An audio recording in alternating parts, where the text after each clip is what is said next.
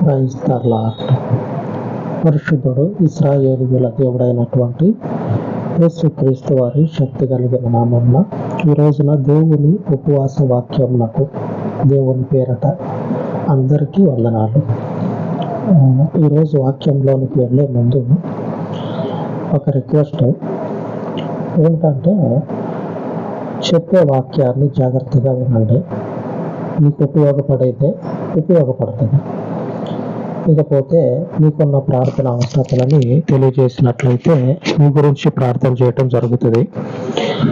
మీరు కనుక ఆశీర్వదించబడితే, దేవుడు మిమ్మల్ని ఆశీర్వదిస్తే, ఒక విషయం నేను ఖచ్చితంగా చెప్తా, చేసే ప్రార్థన వింటూ ఉన్నవారు, చెప్పేటువంటి వాక్యాన్ని అనుసరిస్తూ ఉన్నవారు, వింటం కాదు, ఆ వాక్యాన్ని అన్వయించుకొని వాక్యానుసారంగా జీవితాన్ని మార్చుకుంటున్నవారు ఖచ్చితంగా దీవించబడతారు. ఇది నేను దేవుని దగ్గర అడిగి చెప్పట్లేదు, కానీ వెనుకటి రోజుల్లో నా జీవితంలో దేవుడు నాకు చూపించినటువంటి కార్యాలని చూసి చెప్తా ఉన్నా. దేవుడు నాకు ఆ రీతిగా తోడుగా ఉన్నాడు. అదైతే నేను బల్ల బుద్ధి కాదు, కానీ బల్లల పగలగొట్టి చెప్తా. ఆమేన్. దేవునికి స్తోత్రం కలుగును గాక. బల్ల బుద్ధి కాదు, కానీ బల్ల పగలగొట్టి చెప్తా. అంతగా దేవుడు ఆశీర్వదిస్తాడు, మీరు వాక్యానుసారంగా మిమ్మల్ని మార్చుకున్నట్లయితే. మీ కానుకలు ఈ యూట్యూబ్ ఛానల్లోనే గూగుల్ పే నెంబర్ ఉంటుంది. పంపించాలి అని అనుకున్న వాళ్ళు గూగుల్ పే నెంబర్కి పంపించవచ్చు. ఈ పరిచర్యకి మీ వంతు సహకారాన్ని మీరు ఇవ్వటం ద్వారా దేవుడు మిమ్మల్ని మరింత ఎక్కువగా దీవిస్తాడు. ఆమేన్. ఇకపోతే ఈ వాక్యము ఈ రోజున పరిశుద్ధ గ్రంథంలో నుంచి ఒక సేవకుని గురించి, ఇప్పుడు నేను కళ్ళతో చూస్తూ ఉన్నటువంటి ఒక దేవుని కుమార్తె గురించి, నిజంగానే ఒక సిస్టర్ గురించి మీకు చెప్తా. ఈ వాక్యము మీకు చాలా ఉపయోగపడుతుంది. ఇకపోతే దేవుని పరిశుద్ధ గ్రంథంలో నుంచి ఆ సేవకుడు ఎవరంటే దానియేలు ప్రవక్త. ఆ ప్రవక్త అంటా ఉంటాడు దేవునితోటి. చదువుకుందాం. దానియేలు గ్రంథము 10వ అధ్యాయము 18, 19 వచనాల్లో రాయబడి ఉన్నది. అతడు మరలా నన్ను ముట్టి నన్ను బలపరచి, నీవు బహుప్రియుడవు, భయపడుకోము, నీకు శుభమవును కాక, ధైర్యము తెచ్చుకోమని నాతో చెప్పెను. అతడు నాతో ఇట్లనగా, నేను ధైర్యము తెచ్చుకొని, నీవు నన్ను ధైర్యపరిచితివి కనుక నా ఏలిన వాడవైన నీవు ఆజ్ఞ ఇమ్మని చెప్పితిని. దానియేలు ప్రవక్త దేవునితో సంభాషిస్తూ ఉన్నటువంటి సంభాషణ ఇదంతా. ఈ స్థితి కోసము అనేకులు కళ్ళని కాయలుగా కాసుకొని చూస్తూ ఉంటారు. దేవుడు మనల్ని దర్శించాలి, మన జీవితాలను బాగు చేసే విధంగా ఆయన మనతో మాట్లాడాలి అని కళ్ళు కాయలు కాసేటట్లుగా ఎదురు చూస్తూ ఉంటారు. ఎదురు చూసినప్పుడు వాళ్ళ కోరిక తీరిన నాడు, ఇంత భాగ్యము, ఇంత గొప్ప స్థితి నాకు దేవుడు ఇచ్చినందుకు మొదటగా దేవునికి స్తోత్రం అని దేవుని స్తుతిస్తారు. ఇంతవరకు అందరికీ తెలిసిందే. ఇప్పుడు సేవకుడు ఉన్నాడు, దానియేలు ప్రవక్త ఉన్నాడు. ఈ దానియేలు ప్రవక్తను కొంచెం సేపు పక్కన పెట్టి, ఇందాక మీకు చెప్పినట్లు దేవుని కుమార్తె అంటే ఒక సిస్టర్, ఆ సిస్టర్ గురించి చెప్పుకుందాం. బాగుంటది. ఏమిటంటే, జీవితము మొదలైనటువంటి రోజులు మొదలుకొని ఈ రోజు వరకు ఆ సిస్టర్ జీవితంలో భయంకరమైనటువంటి లోకపు శక్తుల బలం అనేది ఒకటి అనుసరిస్తూ ఉంది. జీవితం మొదలైనటువంటి సమయం మొదలుకొని. అంటే జీవితం ఎప్పుడు మొదలవుతుంది? పుట్టినప్పుడు కాదు. మనకంతా తెలిసి మన బతుకు మనం ఎప్పుడైతే మొదలు పెడతామో బ్రతకటం, అప్పటి వరకు ఎవరో ఒకరి సంరక్షణలో ఉంటాం. తప్పు చేస్తే 4 పీకి అది కాదు ఇది అని చెప్పానని నడిపిస్తారు. మనకంటూ ఒక జీవితం ఏర్పడిన దగ్గర నుంచి ఆ సిస్టర్కి ఈ లోకపు శక్తుల బలము పట్టుకున్న దగ్గర నుంచి సమాధానమే లేదు. దేవుని నమ్ముకున్నా సరే సమాధానమే లేదు. ఆ శ్రమలోనే, ఆ కష్టంలోనే 2 అడుగుల ముందుకి 4 అడుగులు వెనక్కి, దేవునిలో ఉండి 2 అడుగుల ముందుకి 4 అడుగులు వెనక్కి అన్నట్లుగా నడుచుకుంటా పోతా ఉన్నప్పుడు ఈ వారం 10 రోజుల్లోనే దేవుడు నాకు ఆయన మహా కనికరమును బట్టి స్తోత్రం, దేవునికి స్తోత్రం.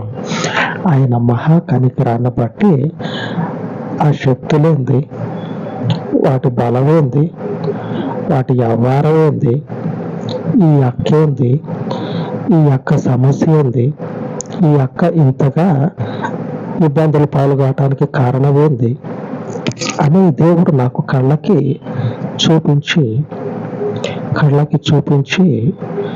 ఇది అని A to Z, అంటే మొదటి నుంచి చివరి వరకు తెలియజేసుకుంటూ రావటం జరిగితే నేనేం చేశా అంటే కొంచెం అందులో నుంచి గోడకి వాల్ పోస్టర్ అంటించినట్లుగా అంటించిపోయిన అంబడే ఊడిపోతూ ఉంటది కదా. అట్లాగా ఈ దేవుడు చెప్పినటువంటి వీటిలో నుంచి కొన్ని తీసి అక్కకి చెప్పిన అంబడే నేను ఇటు పక్కకు రావటం ఆలస్యం. వాటిని అంగీకరించక వాటిని ఏం చేస్తా ఉన్నదంటే తీసేస్తా ఉంది. అంగీకరించక నాకెలా తెలుసు అంటే నేను ఏ విషయాలైతే చెప్తూ ఉన్నానో దేవుని పేరు మీద ఆ విషయాలను ఏం చేస్తా ఉన్నదంటే ఇంకొక మార్గంలో నుంచి వచ్చి ఇది కాదు ఇంకొకటి అది అట్లాగనే ఉన్నది, ఇది నువ్వు చెప్పింది అయితే కాదు, అది అట్లాగనే ఉన్నది, ఉన్నది ఉండని, ఇప్పుడు మంచిగానే ఉంది, బాగానే ఉన్నది అని అంటా ఉన్నది. నేను చెప్పినటువంటి వీటిని అంగీకరించేటువంటి మనిషి పాటించాలి. అసలు మొదట అంగీకరించటమే లేదు, ఇంకేం పాటిస్తుంది? పాటించకుండానే అంగీకరించకుండా అది కాదు ఇది కాదు అది అని వెనక్కి ముందుకి ఆట ఆడుతూ ఉంది. ఆట ఆడుతూ ఉంటే నాకు అర్థమైపోయింది. ఏమర్థమైందంటే దానియేలు ప్రవక్త ధైర్యం తెచ్చుకొని, నా ఏలిన వాడవు, నా దేవుడవు, నా తండ్రివి ఆజ్ఞవు, ధైర్యం తెచ్చుకున్నా నేను. ఎందుకంటే నిన్నటిదాకా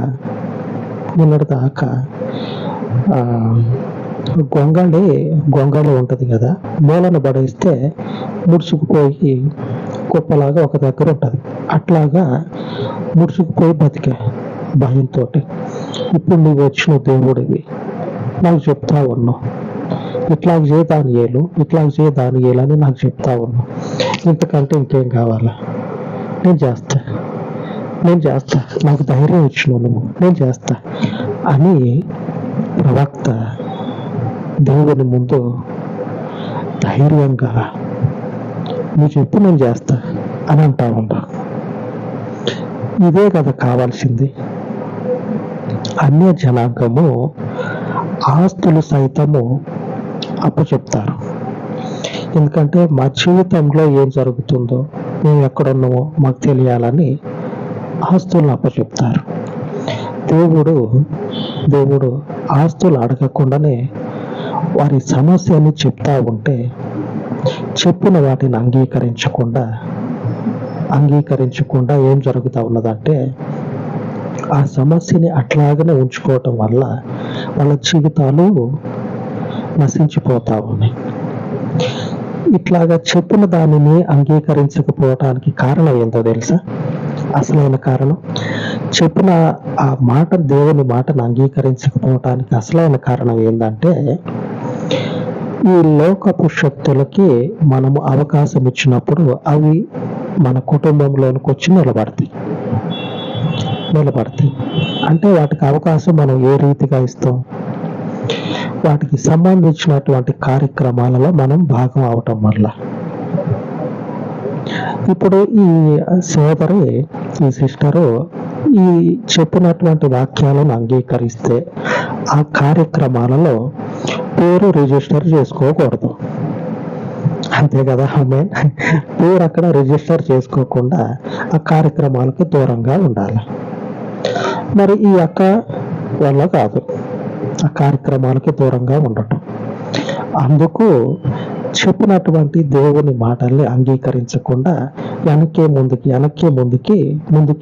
ముందుకి తిప్పుతా ఉన్నది.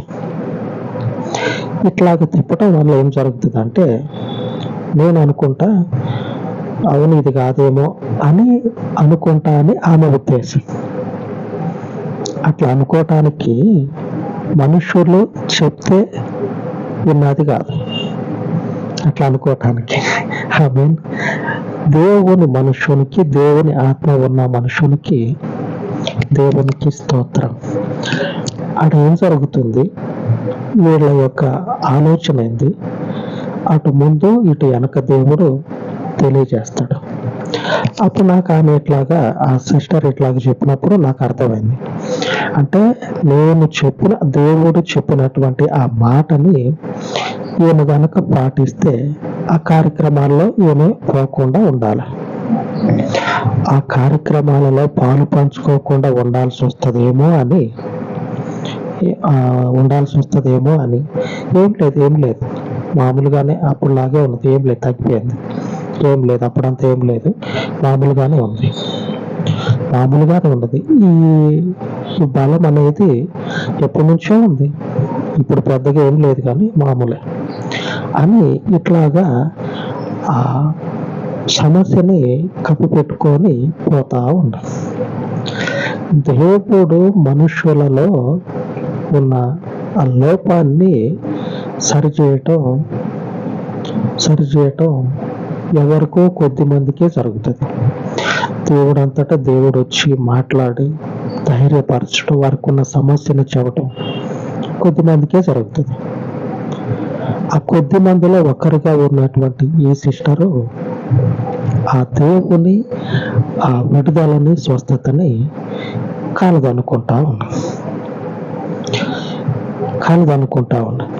ఇప్పుడు కాలదనుకుంటే రేపటి రోజున పరిస్థితులు చేయి దాటిపోతే దేవుడు కూడా ఏం చేయలేడు. మీకు ఒకటి తెలుసా, సమయం ఉండగానే దేవుడు ఇచ్చినటువంటి ఆ సమయాన్ని సద్వినియోగం చేసుకోవాలి. సమయం ఇది, దేవుడు ఈ సమయంలో మనకి చెప్పిండు, బయలుపరచండి ఇది అని. ఇప్పుడే మనము జాగ్రత్త పడినట్లయితే దశమంతులము అంటే దీవించబడిన వారము, ఆశీర్వదించబడిన వారము, పరిశుద్ధ సంతతి అయ్యున్నటువంటి మనము ఆయన యొక్క వారలమని దేవుడు తన చేతితో రాసి పెడతాడు. ఈ స్థితిని పోగొట్టుకోవద్దు. గుర్తుపెట్టుకోండి, మళ్ళా చెప్తా ఉన్నా, ఈరోజు వాక్యంలో దానియేలు ప్రవక్తకి దేవుడు దర్శించి చెప్తా ఉన్నాడు, దానియేలు నువ్వు భయపడాల్సి, టెన్షన్ పడాల్సినటువంటి అవసరం నీకు లేనే లేదు. నేను నీకు అన్నీ తెలియజేస్తా, అన్నీ నీకు చెప్తా, నేను చెప్పినట్లుగా నువ్వు సాగిపో. నీ జీవితంలో నీకు నెమ్మది కలుగుతుంది. నువ్వు సంతోషముగా భూమి మీద ఉన్నటువంటి వాళ్ళు, కోట్లకి పడగలెత్తినటువంటి వాళ్ళు సమాధానం లేకుండా, నెమ్మది లేకుండా భూమి మీద నుంచి వెడలిపోయేటువంటి రోజుల దగ్గరకు వస్తా ఉన్నప్పుడు కలవరాలకి గురవుతారు. అంతటి వారికి లేనటువంటి స్థితి నీకు కలుగుతుంది. దానియేలు, నీవు క్షేమముగా నీ రోజులని భూమి మీద ముగిస్తావు. ఆ వాగ్దానం మనకి దేవుడు ఇస్తా ఉన్నాడు. గుర్తుపెట్టుకోండి, చెప్పినటువంటి వాక్యాన్ని వింటూ ఉన్నారు. మీ జీవితాల్లో ఈ పరిస్థితి ఎదురైతే తప్పక మీ స్థితిగతులను మార్చుకోండి.